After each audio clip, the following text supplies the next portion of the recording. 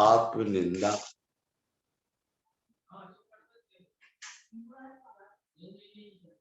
परात्म निंदा प्रशंसे, मतलब पर निंदा आत्म प्रशंसा, ऐसा निकाल। पर निंदा आत्म प्रशंसा, इन्हें दूसरों की निंदा करना और अपनी प्रशंसा करना। समझ आ रहा कि नहीं आ रहा? क्या करना? दूसरों की, हर आदमी का ये स्वभाव है, व्यक्ति अपनी प्रशंसा करता है और दूसरों की निंदा करता है। ये मानवीय स्वभाव बन गया है अधिकांश लोगों का, जबकि वास्तव में ऐसा होना नहीं चाहिए। और अगर ऐसा करता है तो नीच कुलों में जन्म होता है। और बता रहे, सद सद गुणोच्छादनोद भाव ने, सद अपने अच्छे गुणों को, गैर मौजूद गुणों को भी प्रकट करना और दूसरों के मौजूद गुणों को भी ढकना। ध्यान से सुन लो, ये बात बहुत महत्वपूर्ण है। एक तो अपनी क्या करना? प्रशंसा करना, दूसरे की निंदा करना। नीच गोत कर्म के लिए क्या करना? अपनी प्रशंसा करना, दूसरे की निंदा करना। हर व्यक्ति अपनी प्रशंसा में लगा है, हर व्यक्ति दूसरे की निंदा में लगा है। निंदा का एक रस माना जाता है, निंदा एक रस है, और रस का मतलब उसमें आनंद आता है जीवन। तो हम दूसरे की प्रशंसा नहीं कर सकते, अच्छी चीजों का भी प्रशंसा नहीं कर पाते। दूसरे ने अच्छा काम किया है तो भी हमें उससे प्रशंसा नहीं करते, और अपन ने अपनी निंदा नहीं सुन सकते। तो अपनी प्रशंसा और दूसरों की निंदा, और सदसद गुणोच्छाद अनुरोध भाव ने, शद यानी असद और सद, सद्गुणों का उच्छादन। दूसरों के अच्छे गुणों को हम, अच्छे गुणों को भी उद्घाटित नहीं कर पाते, और अपने गैर मौजूद गुणों को भी प्रकट करते हैं। अपने गैर मौजूद लोगों में जो विद्यमान है उन गुणों को भी हम अच्छा नहीं कह पाते, अच्छे गुण नहीं मान पाते। और अपने में हमारे गुण प्रकट नहीं है, मतलब हमें वो उतनी योग्यता नहीं है, तो भी हम कहते हैं कि हमारे तो बहुत अच्छे गुण, हम ऐसे मत समझना, हम ऐसा कर लेते हैं, ऐसा कर लेते हैं, हमारे द्वारा ऐसा काम किया जा सकता है, हमारे द्वारा ऐसा काम किया जा सकता है, हमने तो ऐसा काम किया है, हमने तो ऐसा काम किया है, आदि आदि। ये चीजें जो हैं, ये व्यक्ति को नीच गोत्र कर्म को दिलाती हैं, नीच गोत्र कर्म का आश्रय दिलाती हैं। नीच गोत्र का अर्थ हमने आपको पहले बता दिया कि नीचे कुलों में जन्म होना।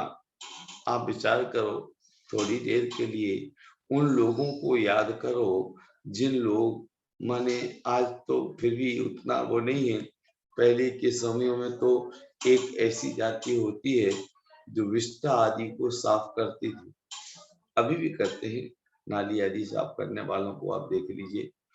और पहले तो ये ऐसी व्यवस्थाएं नहीं थी, तो घरों से गंदगी माने विष्ठा आदि को भी वो साफ करने आते थे और ले जाते थे, फेंकते थे। माने इतना घृणास्पद, जिसको देखना और आदि व्यक्ति छू करके भी अशुद्ध होता है,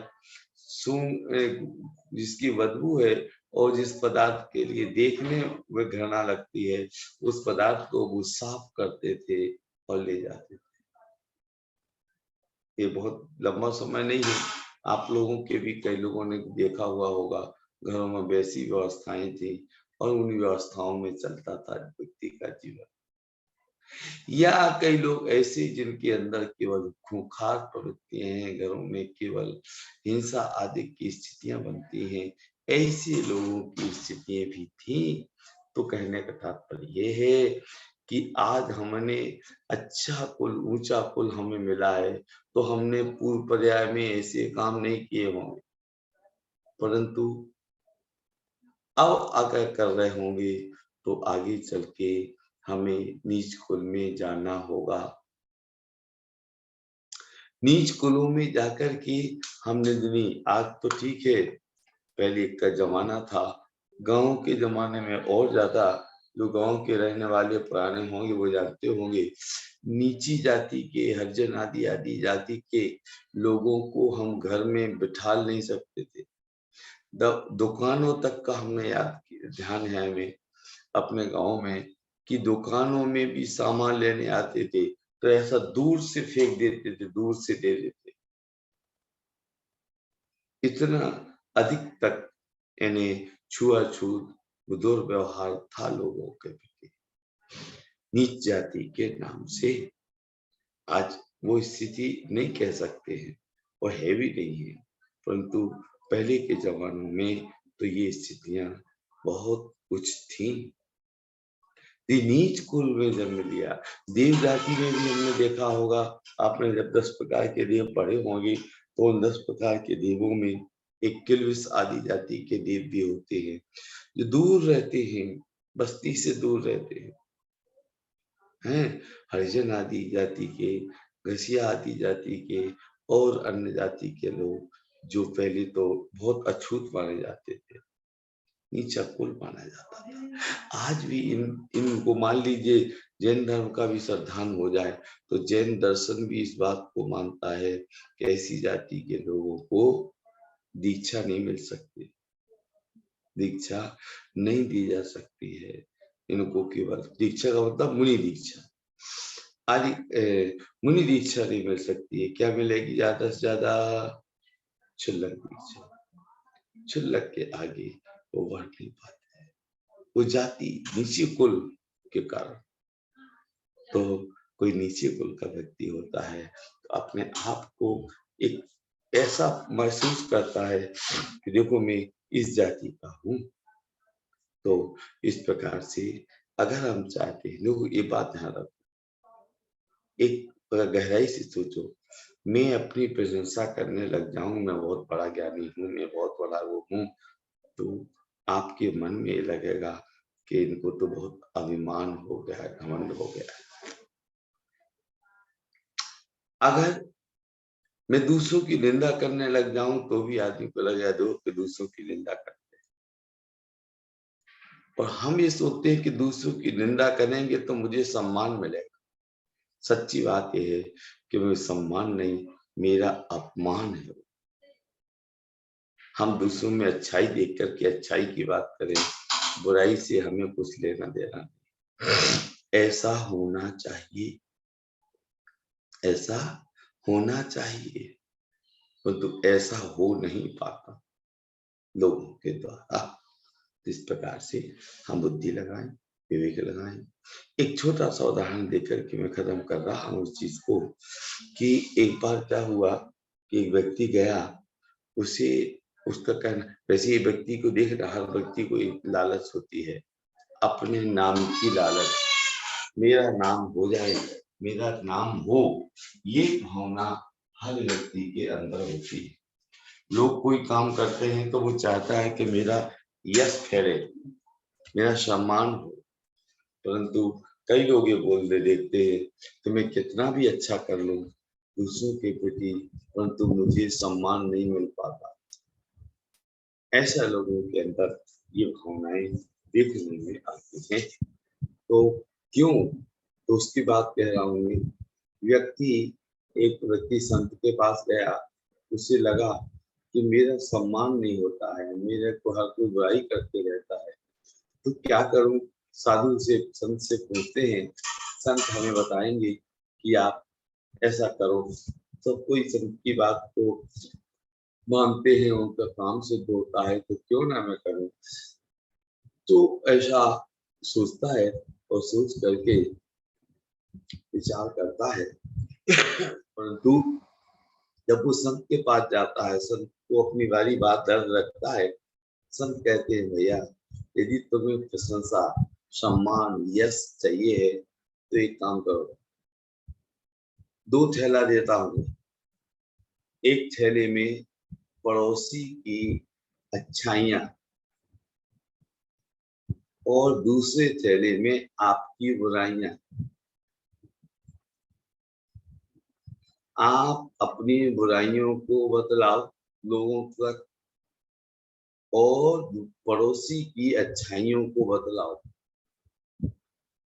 हमको सुन लिया और ले लिया। घर जाता है, जाते साथ सोचता है कि संत तो फिर गए हैं, संत का दिमाग फिर गया है। मैं जो बुराई मेरी दूसरों को मालूम नहीं थी तो भी मालूम हो जाएगी, दूसरों की अच्छाई जो नहीं मालूम थी वो भी पता लग जाएगी, जिससे मेरा सम्मान कहाँ बढ़ेगा।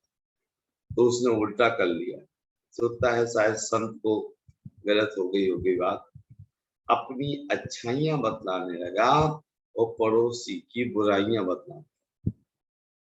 जबकि उल्टा कहा था संत ने कि अपनी बुराइयां बताओ और पड़ोसी की अच्छाइयां बताओ, उल्टा कर लिया। अब क्या था, सम्मान तो वैसे भी नहीं था, अब और सम्मान गिर गया। अरे ये व्यक्ति बस दूसरों की बुराई करते रहता है,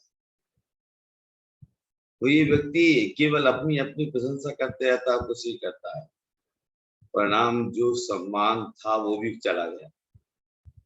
अब क्या किया जाए, अब तो क्या है, इतना जब हो गया तो अब जब बहुत ज्यादा बुराइयां बढ़ने लग गई, उसका अपमान होने लग गया, फिर संत के पास जाते हैं।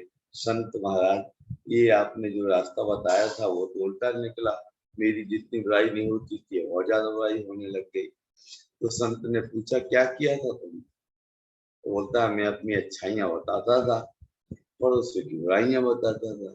तो बोले यही तो जब मूल में भूल हो गई, यही तो गलती हो गई, आपको अपनी बुराइयां बतलानी थी, पड़ोसी की अच्छाइयां बतलानी थी, वो आपने उल्टा काम कर दिया, इसलिए ऐसा हो रहा है। तब उसके समझ में आया और उसने फिर वो जैसा सही रास्ता था उसको अपनाया। ये दृष्टांत है केवल समझने के लिए, है केवल कि हम दूसरों की निंदा करने से सोचते हैं मेरा सम्मान बढ़ जाएगा, जबकि ऐसा कतई नहीं होता। मैं अपनी तो गलती भी है, लोग उसमें गलती को बतलाने में व्यक्ति के प्रति नीचे नहीं होता है, बल्कि लोगों के मन में ये भावना आती है कि देखो इसकी बुराई है तो भी बता रहा है। कौन जानता था इसकी बुराई को, वो खुद बता रहा है कितना अच्छा आदमी है। फिर आदमी की सोच ऐसी बदल जाती। पड़ोसी की अच्छाइयां बताएंगे, दूसरों की अच्छाइयां बताएंगे तो लोगों के मन में आता है देखो आज के समय में कोई किसी की प्रशंसा करता है क्या, ये व्यक्ति एक ऐसा है जो हमेशा दूसरों की प्रशंसा करता है और मेरा सम्मान अपने आप बढ़ जाता है। उसी प्रकार नीच बोध कर्म के लिए भी है कि अगर व्यक्ति नीच काम, नीच व्यक्ति, नीच का मतलब क्या हुआ, नीच का तात्पर्य है कि नीच कुलों में जन्म लेने के लिए अगर ऐसे काम करेंगे तो नीच कुलों में जाना पड़ेगा और इन कार्यों से हम वंचित हैं। इससे उल्टे काम करेंगे तो हमारा प्रशंसा है और हमें कर्म का जो आश्रय होगा वो उच्च कुल का हो। अब आप विचार कर लो कि नीचे कुल में जाना चाहते हो तो उच्च कुल में जाना चाहते हो, आगामी पर्याय।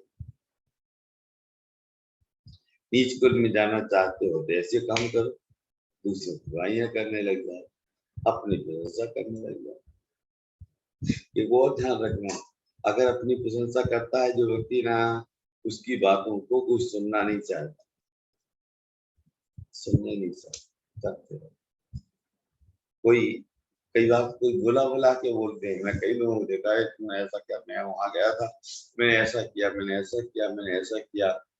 पता चलता है कि वो व्यक्ति और गर्त में चले जा रहा है।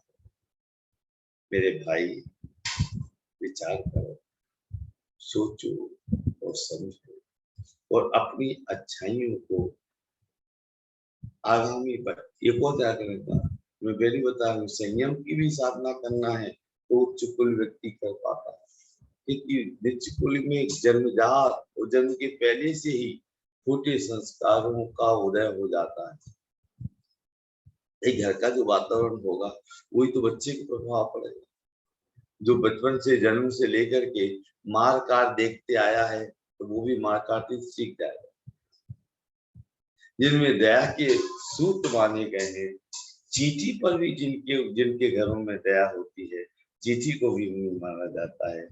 पानी के जीवों की रक्षा होती है, पानी छान करके पीता है। वो व्यक्ति के बच्चे या संस्कार अपने आप मिले हैं, वैसा ही होगा। ऐसा समझ करके हमें अपना काम करना चाहिए।